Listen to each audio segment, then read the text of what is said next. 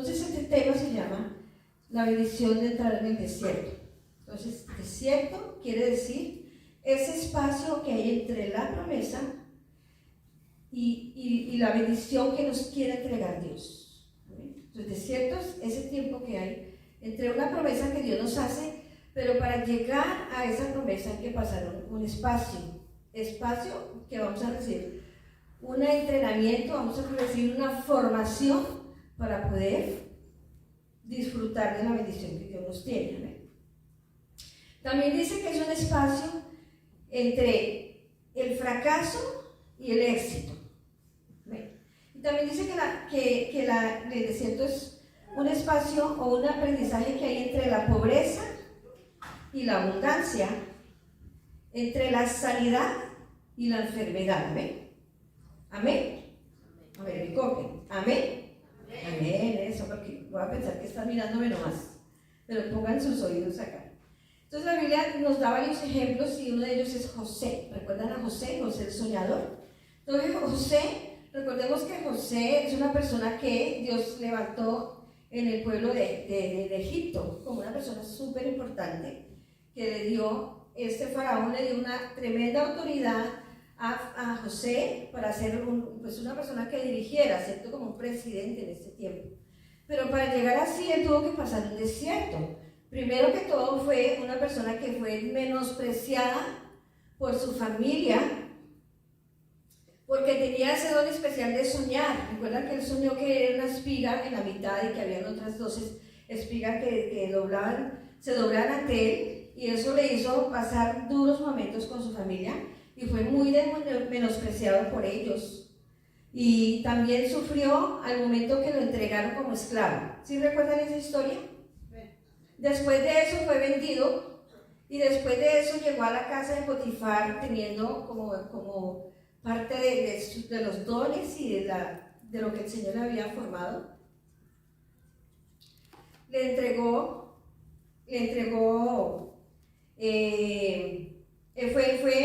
¿cómo se dice? Fue calumniado, es la palabra. Fue una persona que fue calumniada y lo llevaron a la cárcel gratis, o sea, inocentemente, porque fue acusado por la esposa de Potifar de querer abusar de ella. ¿Recuerdan esa historia?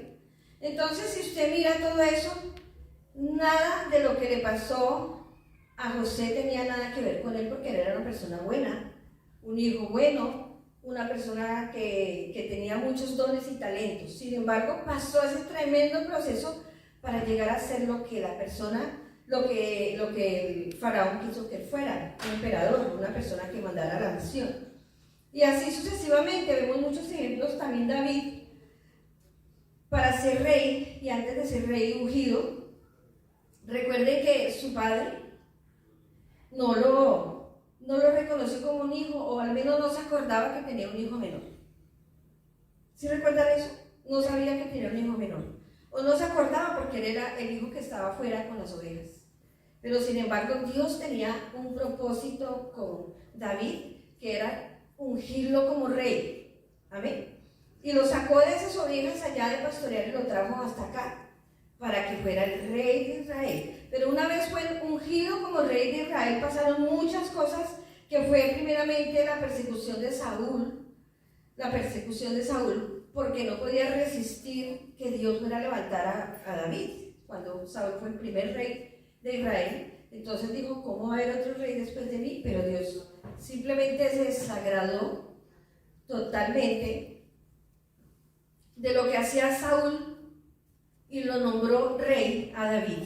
Pero eso no fue gratis. Él tuvo que soportar la persecución de Saúl, tuvo que soportar el olvido de su padre, el desprecio de sus hermanos por ser el menor, el menos fuerte, porque eran hombres de guerra, y pasar por la ofensa, el desprecio, que es, leía yo qué significa la ofensa, y escuché el comentario de un psicólogo, y él decía, el desprecio es como la ofensa y la herida más fuerte que puede vivir una persona, porque daña en su corazón sus sentimientos y daña algo muy fuerte en su corazón, su autoestima y puede dañar muchas cosas de su carácter y de sus sentimientos. Entonces la ofensa es una tremenda ofensa que no le puede hacer a una persona. Y David sufrió el desprecio de su familia. ¿Amén?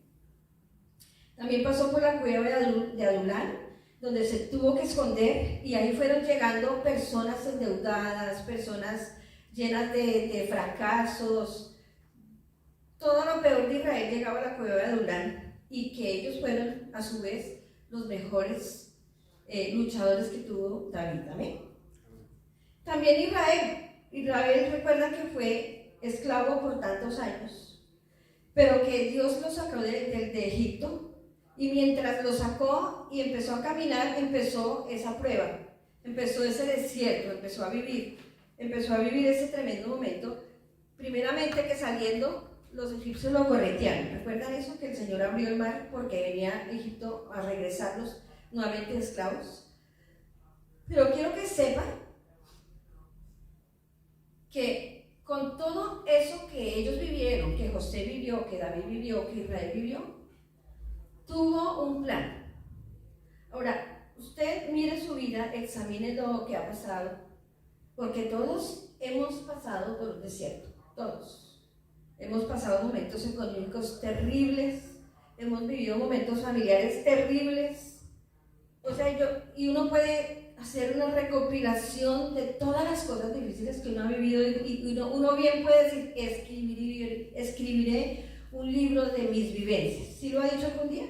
Porque usted ha vivido cosas muy duras, usted ha vivido cosas terribles en su vida, que si no fuera por Dios, nosotros no estaríamos en este lugar.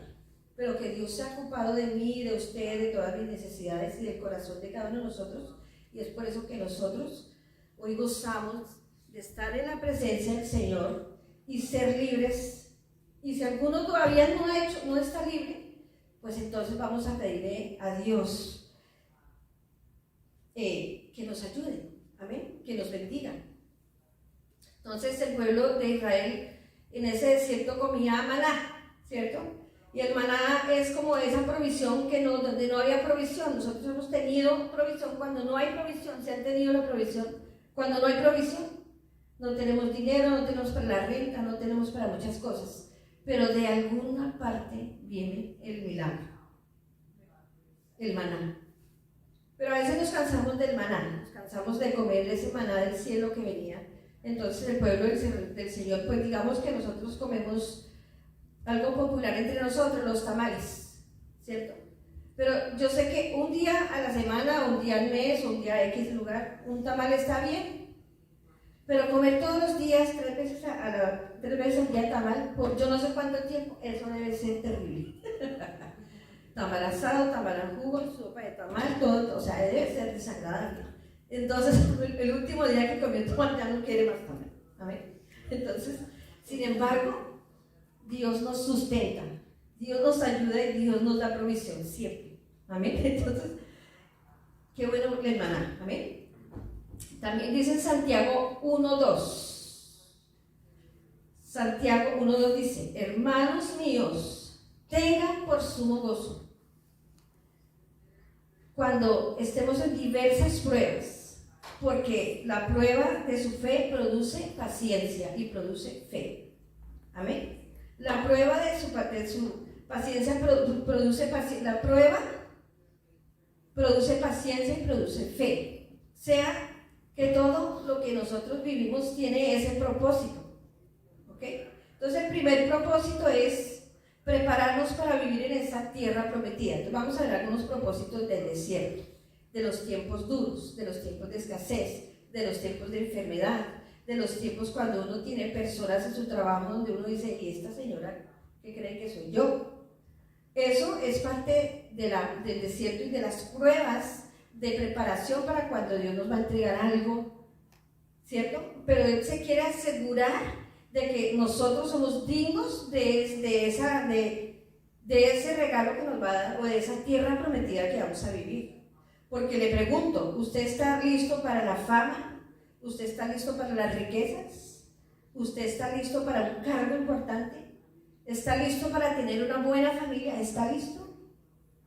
Entonces necesariamente tenemos que vivir esas duras pruebas, esos duros momentos, para que nosotros podamos resistir esas bendiciones que Dios nos da. Y cuando llegamos a la tierra prometida, vamos a tener ya la madurez, la mente clara de lo que voy a hacer, por qué pasé esto, para qué lo pasé. Amén.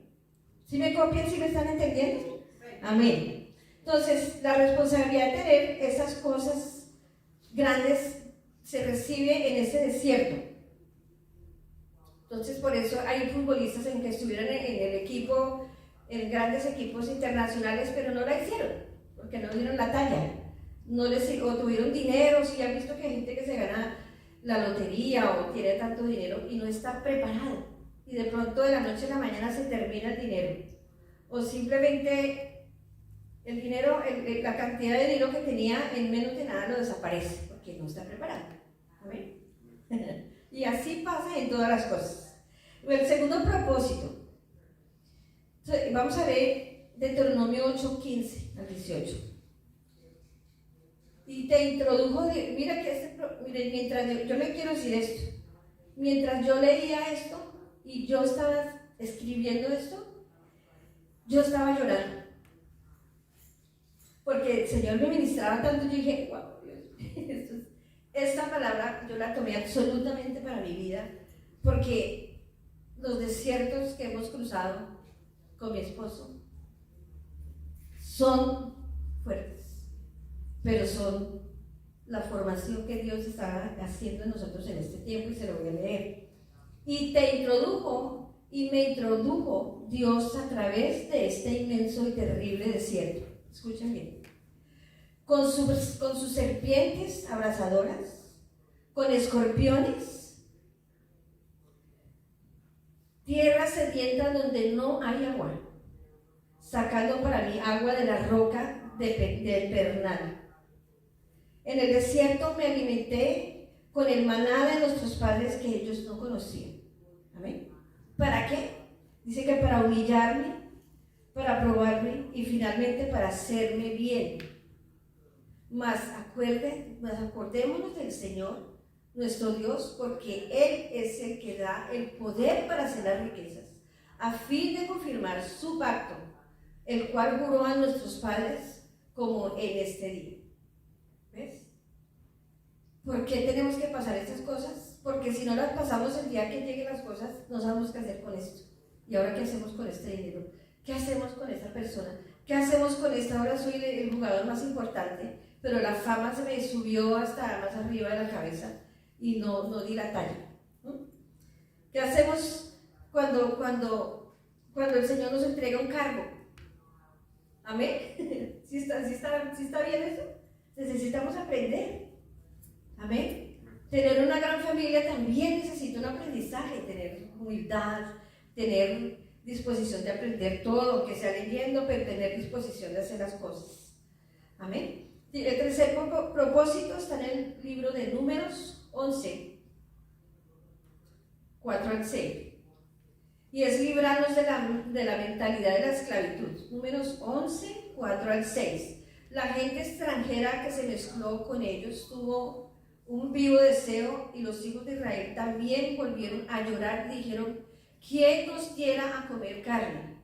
Nos acordamos del pescado que comíamos en Egipto, de balde, de los pepinos, de los melones, los puerros, las cebollas y los ajos, y ahora nuestra alma se seca, pues nada sino este maná de vuestros ojos. Dice hasta el 6. Entonces, ¿eso qué me enseña? Que incluso nosotros teniendo la provisión, la bendición, uno puede mirar hacia atrás: wow, cuando yo tomaba, cuando yo rumbeaba, cuando yo la pasaba en fiesta, chisput, pero usted se acuerda de lo que disfrutaba, pero no se acuerda del dinero que se gastaba en su familia, no se acuerda de los problemas que se gastaba con su esposa, no se acuerda de los tremendos bonches que se ganó con su familia porque usted se gastaba el dinero, no se acuerda que era una persona que iba y conocía personas, hombres y lo que son, pero usted estuvo a punto de quebrar su familia. Usted se acuerda de esas cosas, pero no se acuerda Eso es lo que usted dice, wow, yo quiero volver a Egipto. ¿Sí quiere volver a Egipto? Volver a ese pasado. Sí, estaba rico tomar, mundial y todo, pero ¿se acuerdan de las consecuencias? ¿Se acuerdan de lo que sufrieron por haber hecho las cosas? No queremos eso. Entonces Egipto decía, wow, aunque sea esclavos y no teníamos ropa ni zapatos, pero estábamos comiendo carne.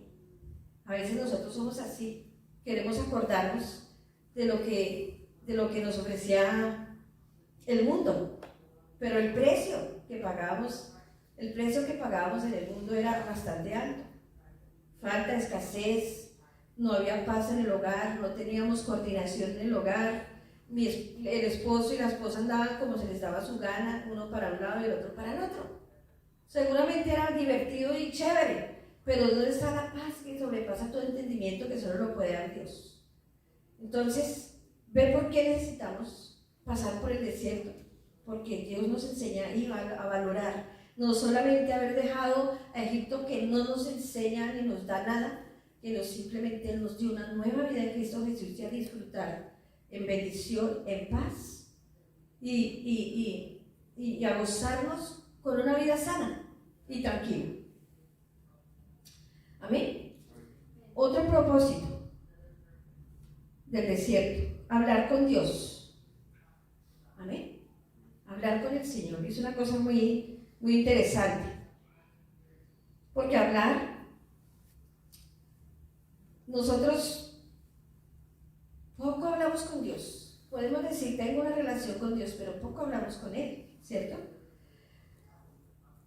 Por eso nosotros pasamos a veces momentos de soledad, de desempleo, de despecho. A veces muchos han ido a la cárcel porque no tienen una comunicación con Dios. Por eso ir al desierto es también a que Dios me hable, a pasar esos momentos de intimidad con el Señor, porque Dios me habla en esos momentos. Es cuando yo más quiero tener intimidad con Dios. Cuando estoy pasando un duro momento, ahí uno sabe orar, uno sabe interceder, uno llama a todo el mundo, ay, ayúdame a orar, ore por mí, venga, interceda por mí, y uno pide ayuda, ¿cierto? Porque uno sabe que Dios le va a ayudar. Pero ¿para qué pasamos esos momentos si podemos gozar de la presencia del Señor? Cuando nosotros tenemos esa relación con Dios, cuando nosotros tenemos la oportunidad de hablar con Dios todos los días, siempre, en cada momento, en toda situación. Amén. Ahora esta parte, ¿cómo pasaremos con el desierto? ¿Cómo pasar el desierto? Lo vamos a hacer como Jesús lo hizo. Entonces en Hebreos 2 dice, fijemos nuestra mirada en Jesús.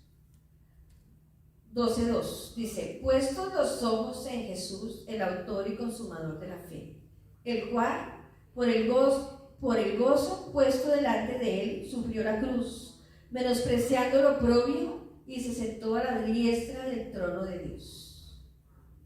Así se pasa la prueba, puestos los ojos en Jesús. ¿Ah? Pero a veces nosotros somos orgullosos con el Señor, o somos enojados con el Señor. O la prueba me dice, pero es que Dios a mí no me oye. Si yo soy hijo del Señor, si yo soy hijo del Señor, ¿cómo no me va a escuchar? Luego el Señor no toma en cuenta que yo estoy en esta necesidad y no le interesa ni le importa. A veces uno tomaba la actitud de molestarnos con el Señor. O tenemos la actitud de no, yo no quiero molestar a Dios, no quiero molestarlo con mis cosas. ¿Sí han dicho eso algún día? ¿No? Yo sí he escuchado personas que dicen, no quiero molestar a Dios con mis cosas. Y prefieren pasarla solo y vivir sus luchas propias porque no necesita a Dios o no quiere incluir a Dios en sus luchas. Y eso no debiera ser así. Yo no creo que Dios se ocupe de mis cosas cuando yo estoy en esta condición. Entonces, Jesús pasó el desierto puesto los ojos en su Padre. ¿Cierto? Eso está en Hebreos 12. Pongamos los ojos en Jesús. Y él tuvo gozo porque Jesús cuando fue a morir por nosotros, él tuvo gozo. A pesar de que iba a morir en la cruz, ahí dice, y él dijo, no, voy a tener que morir y lo voy a hacer con alegría, porque voy a morir por ti, por mí. Voy a morir para que no muramos en delitos y pecados. Amén. Otra parte. Esto está en Marcos 14:35. Jesús pasó su desierto, porque recuerde que empezamos diciendo que Jesús fue llevado en el espíritu al desierto. Entonces, dice que lo podemos pasar el desierto en oración. Marcos 14, 2, 35. Marcos 14, 35. Dice: Jesús pasó su desierto orando. Y eso pasó en Getsemaní, que él dijo, puso su rostro en tierra y adoró al Señor. Marcos 14, 35. Dice: yéndose a un pozo delante, se postró en tierra y oró, y se fue posible pasase de él aquella hora. Y hay otra parte en Lucas que dice que él fue, recuerdan a Getsemaní, ese momento de sufrimiento del Señor Jesús, ¿recuerdan? Que se fue a Getsemaní y fue a orar, y se apartó y dijo, puso su rostro en tierra y oró al Señor, porque estaba pasando esa tribulación terrible, porque iba a morir en la cruz. Entonces, ¿cómo podemos pasar ese desierto? En oración, diciéndole: Señor, no sé cómo puedo hacer lo que puedo hacer, no sé cómo pasar ese desierto, pero seguro, si nos tomamos de la mano del Señor, simbólicamente, espiritualmente, vamos a pasar cualquier desierto que estemos pasando, de todo tipo. Yo sé que hemos pasado momentos. ¿Quién ha pasado momentos financieros difíciles? Levanten. ¿Quién ha pasado momentos sentimentales difíciles? ¿Quién ha pasado enfermedad? Todos hemos pasado momentos que uno dice: si Dios no hace algo, muero, fallezco. Si Dios no me ayuda, aquí fue las últimas. Pero Dios es bueno. Si usted cree, donde usted ve que es imposible, ahí es donde dice: Señor, es posible, porque Él es el absolutamente profesional en hacer lo imposible. Donde yo no puedo hacer nada, donde la medicina, esta es la última oportunidad. Yo le quiero contar, yo tengo mi hermana, ya es la menor hermana, tengo una siguiente que se llama Clara, y ella fue desahuciada cuando era pequeña, ella tendría 5 años. Y el médico le dijo a mi madre: llévesela, porque esta niña ya no hay nada que hacer, déjela que muera en la casa. ¿Qué hizo mi madre? Agarró a su niña y se fue caminando, se subió en un transporte público. Subiendo hacia nuestra casa había una iglesia que se llama Bethesda, grande, muy grande, y ese pastor era un pastor tremendo de oración, tremendo siervo de oración, ayuno, hizo tremenda autoridad sobre todo. Mi madre no era así, ya como que sí, como que no, como que sí soy cristiana, como que no soy cristiana. O sea, a ella le llamaba la atención, pero ella no se había comprometido. Su única esperanza era Dios. Y ella tocó. Abrió el pastor, novedoso, porque ella estaba grande en la iglesia y él normalmente ya estaba en otras cosas, pero Dios estaba esperando a mi mamá con su pastor ahí. Y le dijo: pastor, mi hija está desahuciada y ella va a morir. Y yo le digo: por favor, ore por ella para que Dios haga un milagro. Esto no es una anécdota, esto no es algo, esto es real que pasó en mi casa. Entonces el hermano le dijo: sígase, y ahí la sentó. El hermano oró por 1 hora, por 2 horas, y reprendió la muerte, y reprendió, y sacó, y echó, y eso. ¿Qué no hizo el hermano? Oró y oró el hermano. Oró. Yo digo que ese fue el día más increíble de su oración, pero mi hermana hoy está viva. Amén. Y denle una palabra porque el Señor hizo esto. Amén. El Señor hizo ese gran milagro. Mi hermana, de verdad, porque yo viví, pues obvio, mi hermana. Y mi hermana era el puro huesito con piel. O sea, era un esquelético con piel. De lo mal que estaba mi hermanita. Entonces, ella no podía respirar, ella tenía mucha dificultad para respirar. Entonces, el hermano oró con tanta fe y con tanta autoridad sobre la muerte que le devolvió la vida a mi hermana. Y mi hermana hoy tiene pues los años que tiene, debido a esa oración de fe. Entonces, ¿qué me enseña esto? Que Dios te da a ti la autoridad, y me da a mí la autoridad de orar sobre toda situación, sobre cualquier desierto que estemos pasando. O sea, yo no puedo decir va a durar 5 años, 10 años, 3 meses, 1 día, 2 días en desierto, no lo sé, lo sabe el Señor. Pero usted tiene que asegurarse de pasar el desierto tomados de la mano del Señor. Eso sí le voy a decir esta tarde. Cualquiera que sea enfermedad, crea que Dios le va a sanar, créalo. Porque no, es que ya me dijeron que esta es la última y ya que esto ya después toque no hay más. Pero lo dice Él, que dice Dios. Amén. Lo dice el médico, lo dice la medicina. ¿Qué dice Dios? ¿Eres sano o no eres sano? Eso lo determina Dios. Amén. Que este hogar ya no da para más, que esto es la última oportunidad, que esto aquí no más. Eso lo dice ella, eso lo dice él. ¿Qué dice Dios? ¿Qué dice el Señor? De pronto cuando yo ya no tengo nada aquí, mejor dicho, ya solamente pregunté al Señor, ¿estás de acuerdo con que esto finalice? Y creen las promesas del Señor. Porque Él dice, Señor, sopló aliento sobre ese valle de huesos secos. Sopló aliento de vida y le dio vida a lo que ya no tenía ni carne ni huesos. Ni carne mía. ¿Qué dice? Le dijo Lázaro, ven tú afuera y vive nuevamente. ¿Y qué hizo Lázaro? Salió. De la muerte del sepulcro sacó a Lázaro y le dio vida. Él le puede dar vida a tu vida, a tu enfermedad, a tu hogar, Él le puede dar vida a tus finanzas, pero necesitas aprender a tener las finanzas en orden y a administrar con sabiduría lo que el Señor te da. Cualquiera cosa que sea, cualquiera. Necesitas sabiduría para administrarlas, ¿amén? Ahora, Malaquías 4:35, ya lo leímos. Jesús salió y en Lucas 4:14, Juan, Lucas 4:14, después de haber vivido todo eso, dice Lucas 4:14, que Él salió lleno de poder, hermanos. Lleno de poder. Usted tiene no tantas opciones, no está el test A, B, C, sino usted tiene solo 2 opciones. O usted está en la prueba consciente de que está en una prueba y que usted va a tomarse de la mano del Señor. Mire, 4:14 dice, Jesús volvió en el poder del Espíritu a Galilea y se difundió su fama por toda la tierra de alrededor. Tremendo, ¿no? Pero ¿qué lo hizo cuando fue al desierto, cuando oró, porque, pues, mira, hay un versículo que me parece increíble, que él dice, en Hebreos 14:6 dice, porque no tenemos, escuche bien este versículo y si quiere apréndaselo porque le va a quitar aquí el misterio de por qué Dios, Jesús, sí y nosotros no. Dice, porque no tenemos un sumo sacerdote que no pudo compadecerse de nosotros y de nuestras flaquezas, sino uno que ha sido tentado en todo. O sea, yo no puedo decir a Jesús, no, es que como tú no sabes de qué se trata cuando lo lastiman a uno, sí sabe. Recuerde que sus 12, más de uno le salió raro, sospechoso porque lo traicionó, ¿sí recuerdan, no? Recuerden que él fue humillado, flagelado, escupido, todo.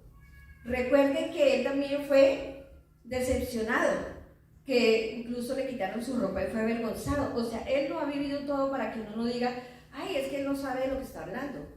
Aquí lo dice Hebreos 14:15, porque no tenemos un sumo sacerdote que no pudo compadecerse. O sea, él sí sabe de lo que estamos hablando, él sabe de lo que vives, él sabe de tus luchas, él sabe de tus pruebas, él sabe de tus debilidades, él lo sabe.